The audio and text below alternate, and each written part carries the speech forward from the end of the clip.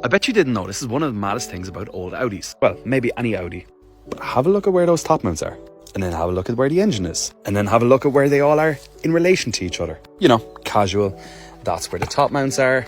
Ooh, that's a lot of copper grease. Someone told me to put copper grease on things and I think I've gone a little bit overboard since. Maybe just a little. But yeah, this is where the top mounts sit, which is obviously in line with where the center of the wheels is. And then this is where the back of the engine is. But for context, I'll show you what my BMW is like. Oh, and before we open the bonnet on this, please don't follow if you don't like old school cars. It's literally all I talk about. Let's grab the bonnet latch. And yeah, this is a 325, so it's a 6-spot. But nonetheless, you will get an idea of just the difference. So on the BMW, top mounts are here, but my engine extends way back that way. You know, this might give you a better understanding because these are all intake ports. So essentially half the engine is behind the top mounts. But it doesn't end there because I also have a 320i E92, so essentially a 4-cylinder one. And in that car, pretty much the whole engine was behind this point. For want of a